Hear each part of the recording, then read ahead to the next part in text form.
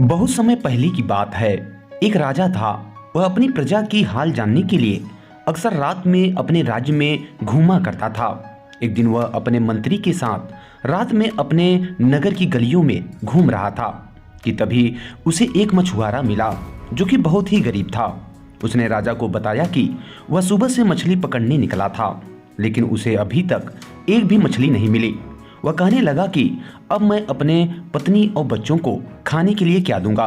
उसकी बात सुनकर राजा ने कहा, तू एक बार फिर नदी में जाल डाल, उसमें जो कुछ भी निकलेगा उसे मैं ले लूंगा और उसके बदले में मैं तुझे 400 सिक्के दूंगा। मछुआरे ने वैसा ही किया और जब नदी से जाल निकाला तो उसमें से एक संदूक निकला।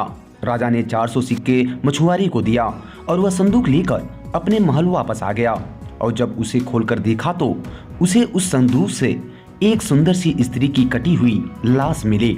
यह देखकर राजा बहुत क्रोधित हुआ। उसने अपने मंत्री से कहा, हमारे राज्य में तुम्हारी यही व्यवस्था है?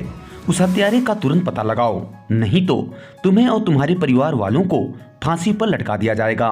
राजा ने इसके लिए मंत्री को 3 दिन का समय दिया, लेकिन मंत्री इन 3 दिन में हत्यारे को खोज न सका। और फिर राजा ने मंत्री और उसके परिवार वालों को फांसी पर चढ़ाने का आदेश दे दिया कि तभी भीड़ में से एक नौजवान बोला, मंत्री को छोड़ दिया जाए, इस स्त्री का हत्यारा मैं हूँ।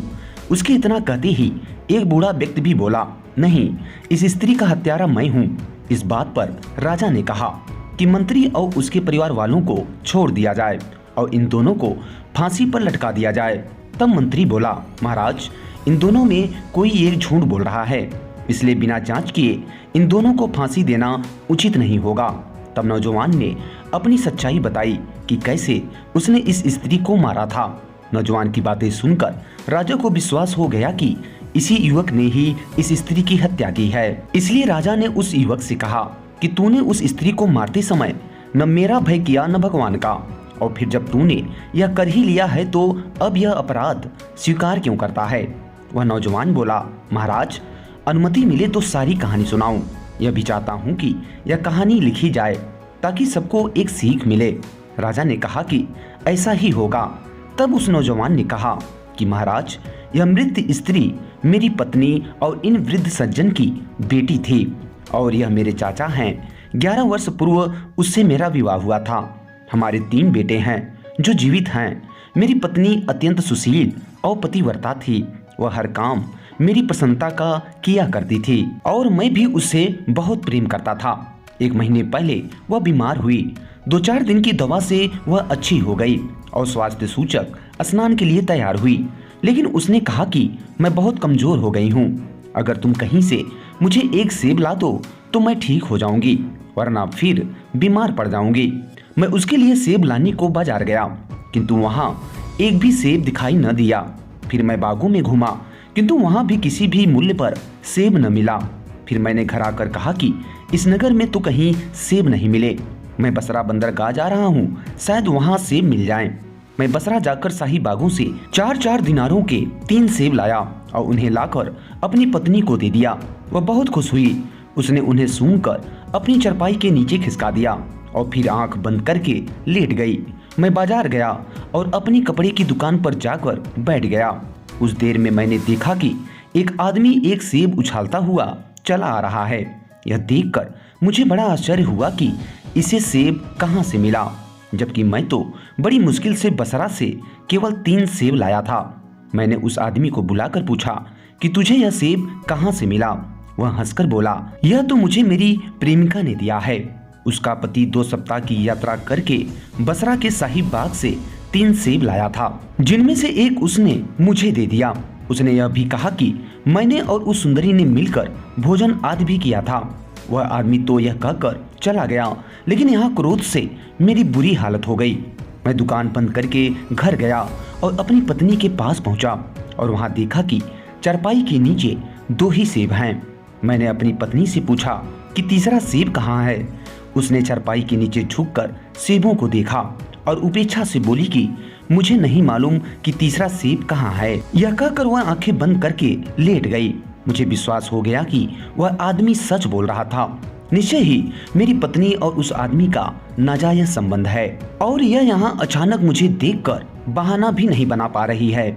मैं क्रोध और अपमान की भावना से अंधा हो गया और मैंने तलवार निकालकर अपनी पत्नी के टुकड़े टुकड़े कर डाले। मैंने इस डर से कि कोई मुझे हत्या के अपराध में पकड़ न ले, इसलिए मैंने उसके शव को एक नारियल के पत्तों की बनी चटाई में लपेट दिया और लाल डोरी से उस चटाई को बांध दिया। फिर एक संदूक में उसे रखकर पीछे के दरवाजे से संदूक लेकर निकला और उसे नदी में डाल दिया, क्योंकि तब तक अंधेरा हो गया था। लौटकर घर आया तो देखा कि बड़ा लड़का दरवाजे पर बैठा रो रहा है और दो लड़के एक कोठरी में सो रहे हैं। मैंने लड़के से पूछा कि तू रो क्यों रहा है? तो उसने कहा कि आज दिन के समय आपके लाए हुए 3 सेबों में से एक को मैं चुपके से उठा लाया था और दरवाजे पर आकर उसे खाना ही चाहता था कि उधर से निकलते हुए एक आदमी ने मेरे हाथ से सेब छीन लिया। मैंने उससे बहुत कहा कि यह सेब मेरी बीमार माँ के लिए है। इसे मेरे पिता ने 2 सप्ताह की यात्रा कर बसरा के शाही बागों से मेरी माँ के लिए 3 सेब लाए थे। उन्हीं में से यह एक है, लेकिन उस आदमी ने मेरी बात अनसुनी कर दी और चल दिया। मैंने दौड़कर उसे रोकने का प्रयास किया, लेकिन उसने मुझे मार पीट कर भगा दिया और स्वयं एक ओर भाग गया। मैंने फिर भी उसका पीछा किया, लेकिन उसे पा न सका। घंटों तक उसे ढूंढने के बाद अभी मैं वापस आया हूँ। आपको आते देखा तो इस डर से रोने लगा कि सेब न मिलने पर आप मेरी माँ से नाराज हो जाएंगे। मैं आपसे हाथ जोड़कर कहता हूँ कि माँ से कुछ न कहिएगा, वह कुछ नहीं जानती। यह कहकर लड़का फूट फूट कर रोने लगा। यह सुनकर मेरे तो जैसे प्राण ही निकल गए। मैंने अपनी सती सावित्री पत्नी को झूठे संदेह पर मार डाला था। मैं दुख और पश्चाताप के कारण अचेत हो गया। जब सचेत हुआ तो मैंने लड़के से कोठरी में जाकर सो जाने को कहा और स्वयं एक एकांत स्थान पर बैठकर दुख में निमग्न हो गया। मैं कभी सिर पीटता तो कभी आंसू बहाता। मैं अपने आप को लाखों बार धिक्कारता रहा कि मूर्ख, तेरी बुद्धि क्या बिल्कुल भ्रष्ट हो गई थी कि तूने अपनी सुशील और पतिव्रता जैसी पत्नी को एक अनजान आदमी की बात पर विश्वास करके उसे मार डाला और इतना भी धैर्य न दिखाया कि कम से कम इसके बारे में अपनी पत्नी से पूछताछ कर लेता। मैं इसी शोक और पश्चाताप की दशा में बैठा था कि तभी उसी समय मेरा चाचा अपनी पुत्री के स्वास्थ्य का हाल जानने के लिए आया। मैंने उनसे पूरा हाल बताया।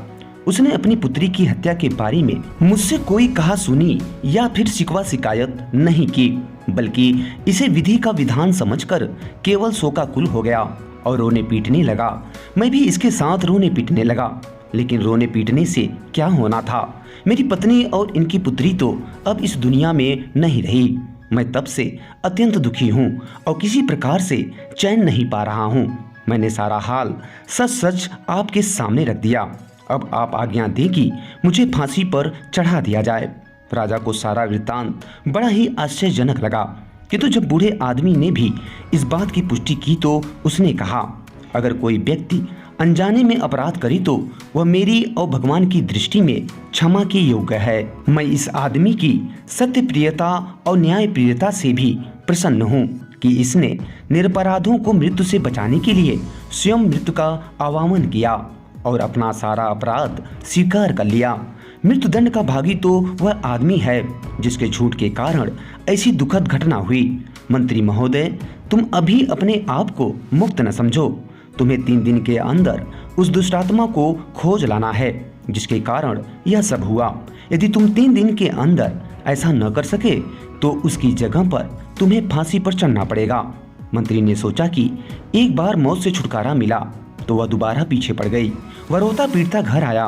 उसे विश्वास था कि अब की बार उसकी जान नहीं बच सकती, क्योंकि लाखों लोग इस राज्य में हैं। ऐसे में वह अपराधी आदमी कैसे मिलेगा?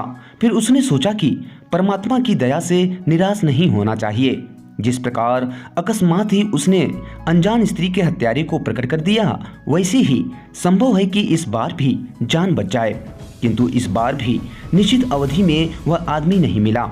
मंत्री को फांसी पर चढ़ाने के लिए बुलाया गया। उसके संबंधी उससे मिलकर रोने लगे।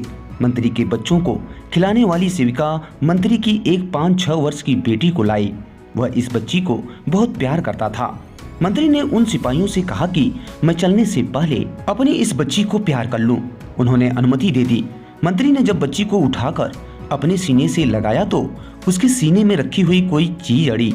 मंत्री ने बच्ची के सीने के ऊपर देखा तो एक बंधी हुई गोल चीज महसूस हुई।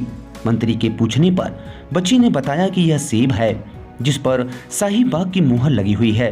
यह पूछने पर कि यह तुम्हारे पास कहां से आया, बच्ची ने कहा कि मेरा नौकर जिसका नाम रेहान है वही इसे लाया था और मैंने उससे 4 सिक्कों में इसे खरीदा है।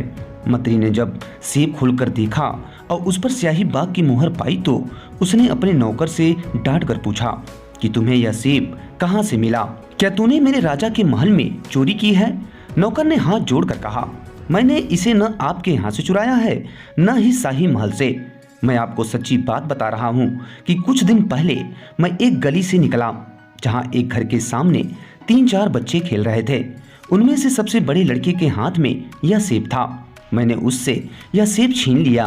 वह रोता हुआ मेरे पीछे भागा और कहने लगा कि यह सेब मेरे पिता ने मेरी बीमार माँ के लिए बहुत दूर से लाए हैं। मैं इसे अपनी माँ से पूछे बगैर उठा लाया हूँ, इसलिए तुम इसे मुझे दे दो, नहीं तो मेरे पिता मुझे बहुत डांटेंगे। लेकिन मैंने सेब नहीं दिया और लाकर आपकी बेटी के हाथों इसे 4 सिक्कों में भेज दिया। मंत्री को यह सुनकर बड़ा आश्चर्य हुआ कि सेब का चोर उसके घर का नौकर ही है। वह अपने साथ उस नौकर को ले गया और सिपाहियों से कहा कि मुझे राजा के पास ले चलो। राजा के सामने जाकर उसने नौकर को राजा के सामने खड़ा कर दिया। राजा के पूछने पर नौकर ने वही कहानी दोहराई। राजा को यह अजीब किस्सा सुनकर हंसी आ गई, किंतु उसकी अपराधी को मृत्युदंड देने की इच्छा बनी हुई थी। इसलिए उसने मंत्री से कहा कि ये सारी दुखद घटना तुम्हारे नौकर के कारण हुई है, इसलिए यही मृत्युदंड का असली हकदार है। इसे फांसी पर चढ़ाओ ताकि लोगों को शिक्षा मिल सके।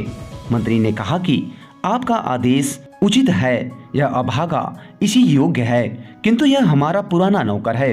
मैं आपको एक कहानी सुनाना चाहता हूँ। यदि इससे आपका मनोरंजन हो तो उसके बदले में कृपया नौकर को इतना बड़ा दंड देने का जो आदेश है उसे वापस ले लें।